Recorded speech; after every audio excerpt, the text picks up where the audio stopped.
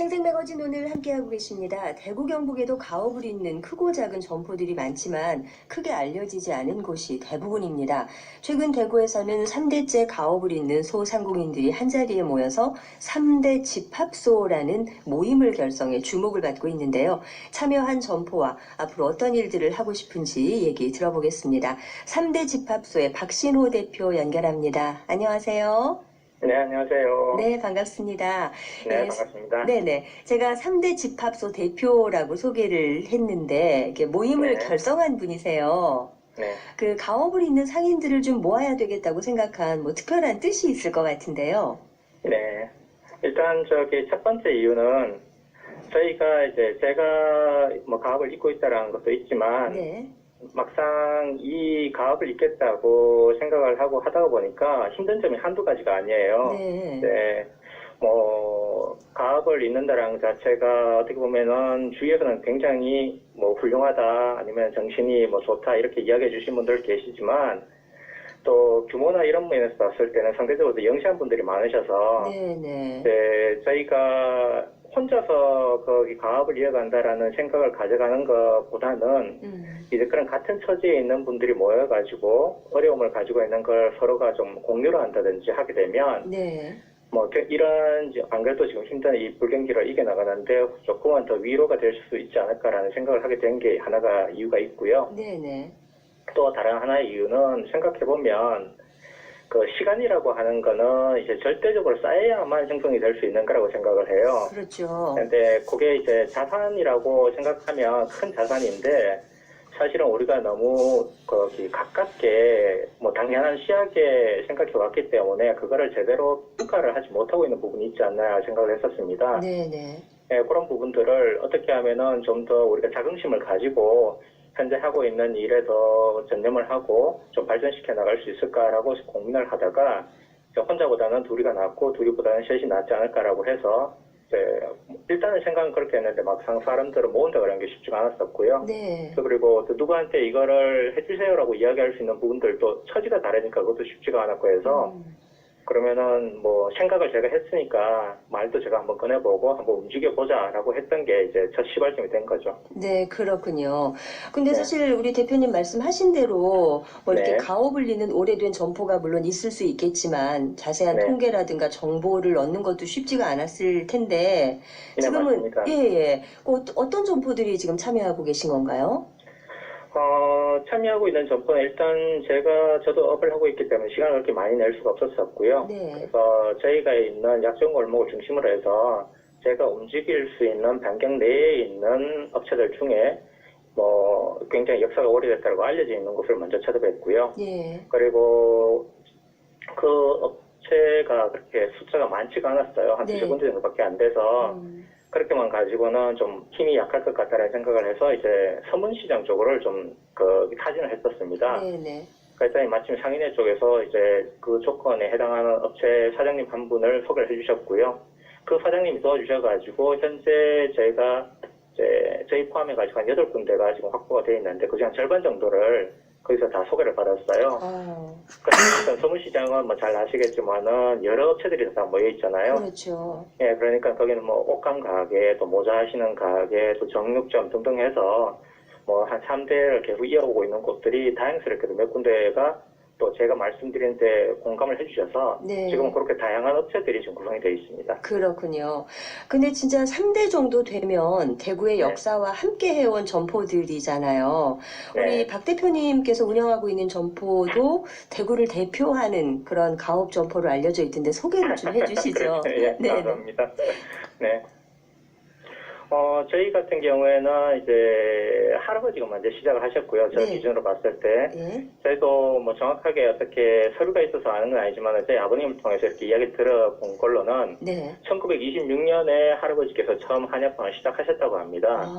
근데 그 한약방을 하시게 된 계기가 이제 할아버지가 뭐 한약을 계속 공부를 하셨던 분이 아니고 예. 어떻게 인연이 되셔가지고 당시에 양양시 쪽에서는 굉장히 큰 거상으로 알려진 분이 계세요. 네. 김홍조 한약방이라고 하면 그 한약에 관련해가지고는 많은 분들이 알고 계시는데 그 약방에서 이제 일을 처음 시작을 하셨다고 합니다. 그걸 통해 가지고 이제 익히신 걸 가지고 시작을 하셨고, 그리고 그 이제 할아버지 뒤를 이어서 저희 이제 아버님께서 이제 사업을 좀 크게 일으키셨어요. 네. 뭐 한약재를 전국으로 이제 유통도 하시고, 또 뭐 잘 아시고 계시는 양양시 보면은 한약재 도매시장이라고 있습니다. 네네.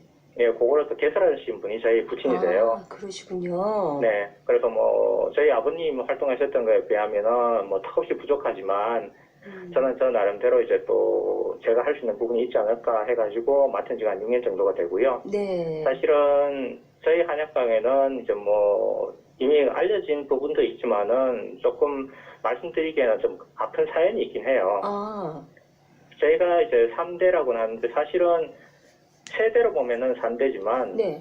그 이제 순번으로 본다 그러면 제가 네 번째예요. 제 위에 저희 큰형님이 계셨고, 네네. 큰형님이 한의사로 해서 저희 집안에 그 한의에 대한 이제 한약에 대한 대를 잇고 있었었는데 조금 뭐 한 6년 전쯤에 병으로 좀 일찍 고인이 아. 되셨어요. 그러셨군요. 예, 그 당시에 이제 보니까는 저는 서울에서 다 직장 생활을 하고 있었고, 예. 네, 집안의 사정을 이렇게 보니까는 이제 맥이 끊어질 상황에 온 거예요. 네네. 뭐 제가 하지 않으면. 예. 근데 어떻게 보면은 아까도 말씀드린 것처럼 시간이라는 그 가치가 지금은 굉장히 그 존중을 받을 수 있는 그런 사회적인 분위기도 돼 있는데, 이거를 제가 만약에 어떤 뭐 그 인연이 닿아서 계속 이어갈 수 있다라고 하면 네네. 좀 더 저희 집안을 위해서 좋고 또 우리 아유. 사회에서 한 뭐 축을 담당할 수 있지 않을까라는 그런 정말 생각을 해서. 잘하신 것 같아요. 이게 그래서 대를 잇는다는 게 사실은 어렵거든요. 이런저런 상황을 따지다 보면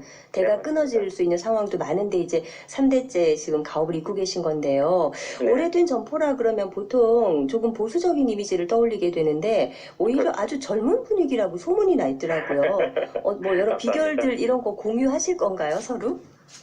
당연히 그렇게 공유를 해야죠. 예. 왜냐하면 지금 3대로 저희가 그 확보한 회원들도 보면 그 연령대가 젊게는 20대부터 이제 나이가 제가 이제 3대 중에서는 그래도 나이가 제일 많은 편이에요. 예, 그러니까 보통 30대 중반, 후반 이렇게 되는 그 젊으시네요. 분들이 네, 많이 네. 있으신데, 예. 이제 뭐 여러 군데 경험을 하고 오신 분들도 계시지만 또 그렇지 않은 분들도 계셔서 뭐 상황이 굉장히 좋으면 상황이었겠는데, 그렇지 않은 분들 같은 경우에는 이 난국을 헤쳐나가는 부분이 네. 쉽지가 않으신 것 같아요. 예. 그런데 다행히 저는 뭐 그분들보다는 조금 더 이제 다른 데서 경험한 것도 있고 본 것도 있고 이런 부분들을 활용을 하다 보니 네, 말씀해 주신 것처럼 조금 젊은 이미지 위치로 비춰질 수 있는 부분이 생겼고요. 예. 그게 많은 부분에서 저희들을 알리는데 도움이 됐기 때문에 네. 저희 회원들한테 당연히 그 부분을 공개를 할 겁니다. 아니 근데 그 선진국들의 가업을 잇는 사례를 보면 가치를 인정하면서도 정작 네. 우리 사회 안에서의 인식은 차이가 있다, 좀 다른 잣대를 가지고 있다, 뭐 이런 지적들도 사실 있더라고요. 어떻게 많이 생각하십니까? 예.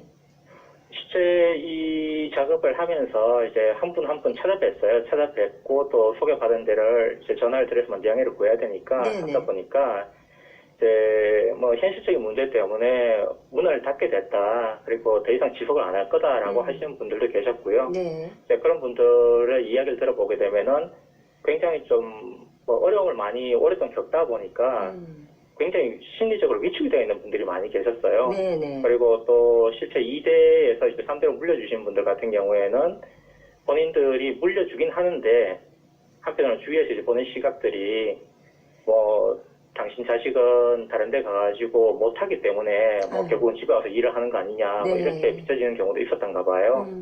네, 그러다 보니까는 뭐 현재 업을 맡아 있는 당사자들도 그렇고 또 물려주신 분들도 그렇고 뭐 바깥에 크게 이야기 못하지만은 나름대로 그 심리적으로 조금 위축이 되어 있는 거라든가 네. 좀 감추고 싶어하는 그런 부분도 있으신 것 사실 같습니다. 이 3대, 4대 가업을 잇는 점포가 대구의 자랑, 대구의 자산으로도 이렇게 거듭날 수 있어야 될 텐데 혹시 네. 뭐 대구시나 시민들에게 바라는 점이 있으면 마지막으로 간략하게 좀 말씀 부탁드릴게요. 네, 일단 저희가 뭐 3대 집합소라고 이름을 걸고 시작을 했는데 아직은 굉장히 미미해요. 예. 그리고 이 부분이 이제 저는 많이 알려질 수 있도록 여러 가지 다양한 채널을 통해서 알려나갈 건데 네. 주위에 그런 3대 집합소의 조건에 해당하는 대시원 분들이 계시면 그분들도 힘을 얻을 수 있을 수 있도록 격려도 좀 해주시고 또 저희한테 이제 연락을 주시면 네. 그래서 찾아뵙고 그분들을 이제 모아서 좀 더 이제 그럴듯한 모양으로 또 또 같이 힘을 합쳐 나갈 수 있는 그런 단체로 만들어 나가고 싶습니다. 많이들 좀 알겠습니다. 사랑을 해주세요. 예, 오늘 더 많은 얘기 나누고 싶은데 시간 제약이 있어서 네, 앞으로도 네. 이 저마다 역사를 지닌 가업 점포들이 더 사랑받고 또 대구를 빛낼 수 있도록 그렇게 노력을 해주시면 좋겠습니다. 오늘 말씀 감사합니다. 네, 감사합니다. 네, 3대 집합소 박신호 대표와 얘기 나눴습니다.